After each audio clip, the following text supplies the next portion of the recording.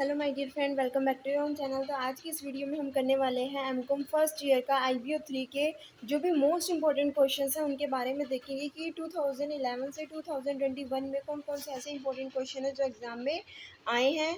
वही सारे क्वेश्चन हमें जो एग्ज़ाम के लिए प्रिपेयर करने हैं। तो चैप्टर नंबर 1 यानी कि यूनिट नंबर अगर हम 1 की बात करें तो यूनिट 1 है हमारी इंडियाज़ फॉरेन ट्रेड। इसके अंदर कौन कौन से इंपॉर्टेंट क्वेश्चन एग्ज़ाम में आते हैं।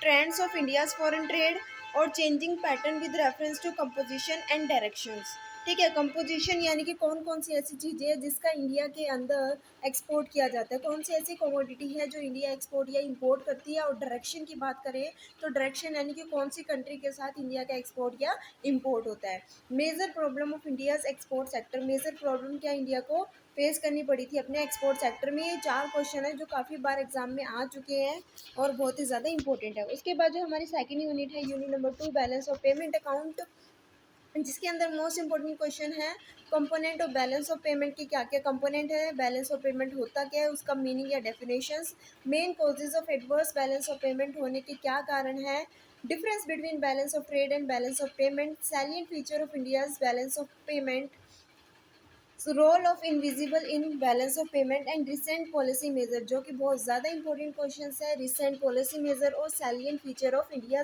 Balance of payment. ठीक है, उसके बाद हम आ जाते हैं हमारी यूनिट नंबर 3 में, issues in world trade, bilateral trade, trends, world trade development, India and world trade, strategy for integrating India with the world, feature of FEMA and current world trade scenario.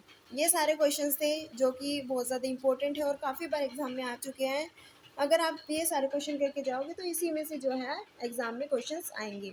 उसके बाद हमारा आता है fourth chapter जो कि है export promotion के बारे में, जिसके अंदर इंपॉर्टेंट क्वेश्चन है रैशनल एंड इवोल्यूशन किस तरीके से हुआ, कौन कौन सी ऑर्गेनाइजेशन इन्वॉल्व है, रेगुलेटरी मैकेनिज्म क्या है, measures in India, constant happening, effective export promotion efforts.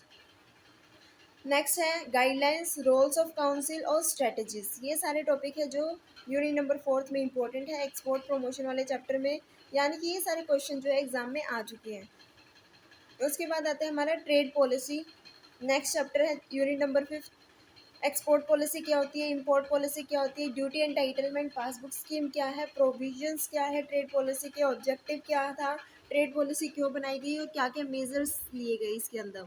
उसके बाद यूनिट नंबर 6 है हमारी, जिसके अंदर इंपॉर्टेंट क्वेश्चन है न्यू इंडस्ट्रियल पॉलिसी 1991, क्या फीचर्स थे, क्या इम्पैक्ट पड़ा और क्या ऑब्जेक्टिव था।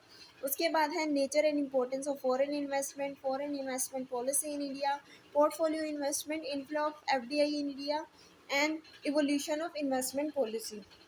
नेक्स्ट चैप्टर आता है हमारा ईपीजेड, ईओयू और एसईजेड पे शॉर्ट नोट आते हैं। इन तीनों पे इनके बेनिफिट्स क्या है, क्या क्या फैसिलिटीज़ हैं, एक्सपोर्ट हाउस क्या होता है, एक्सपोर्ट हाउस के क्या बेनिफिट फैसिलिटीज़ है और एलिजिबिलिटी क्राइटेरिया क्या है एक्सपोर्ट हाउस का।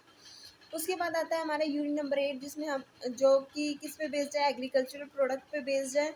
डब्ल्यूटीओ और एग्रीकल्चरल एक्सपोर्ट क्या होता है, government measures to enhance agriculture export, government ने क्या क्या मेजर्स लिए हैं अपने एक्सपोर्ट को एनहेंस करने के, क्या क्या स्ट्रेटजीज अपनाई है to boost export. Marine product important items in India, marine product में कौन कौन से ऐसे इंपॉर्टेंट आइटम हैं जो कि एक्सपोर्ट किया जाता है इंडिया से, एग्रीकल्चर के बारे में। ठीक है, marine product and problem face in marine product कौन कौन से हैं और कौन कौन सी प्रॉब्लम जो है फेस की जाती है मेराइन प्रोडक्ट से रिलेटेड।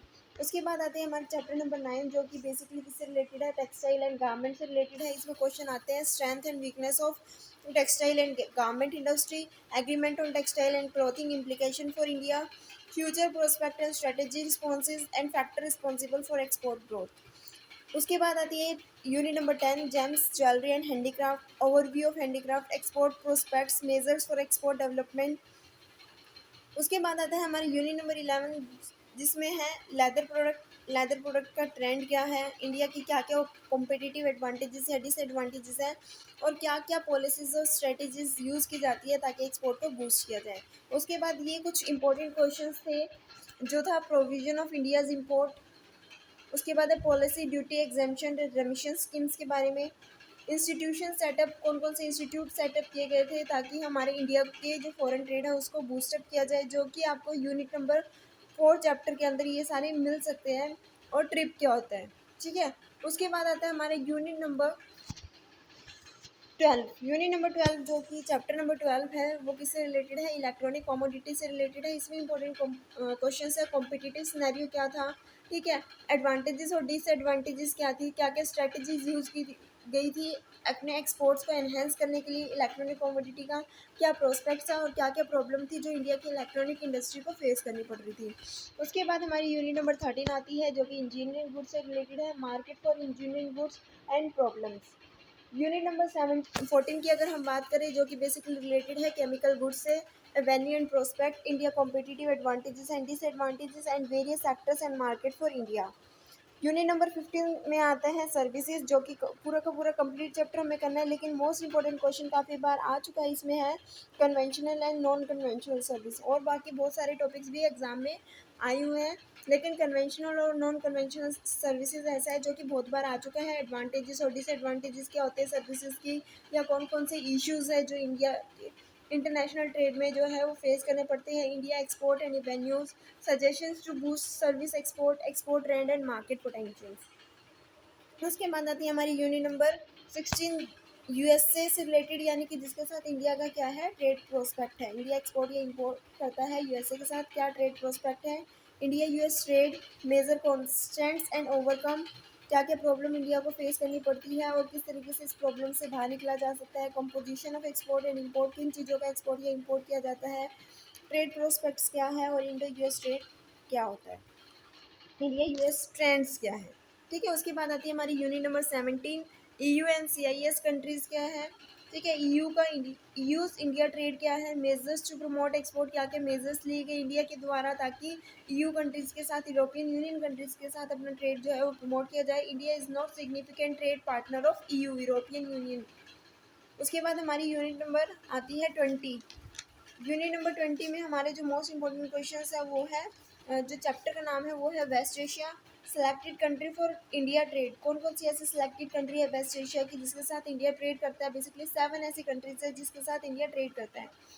उसके बाद आते हैं second question, trade prospect between India and West Asia.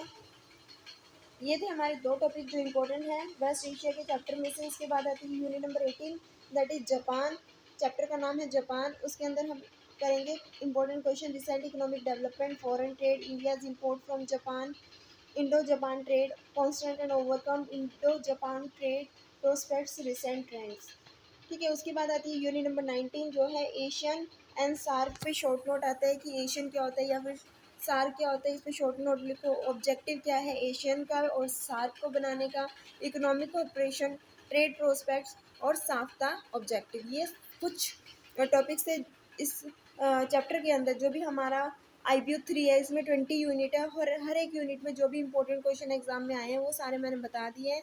I hope कि आपको वीडियो अच्छी लगी होगी और वीडियो में सारे टॉपिक समझ में आ गए होंगे। अगर आपको कोई भी टॉपिक देखना है तो मैंने उसके ऊपर सेपरेट वीडियो बनाऊंगी, तो आप देख लेना। अगर ये वीडियो अच्छी लगी तो इस वीडियो को लाइक शेयर और सब्सक्राइब ज़रूर करना ताकि आपको आने वाली वीडियोस मिल सके। Thanks for watching.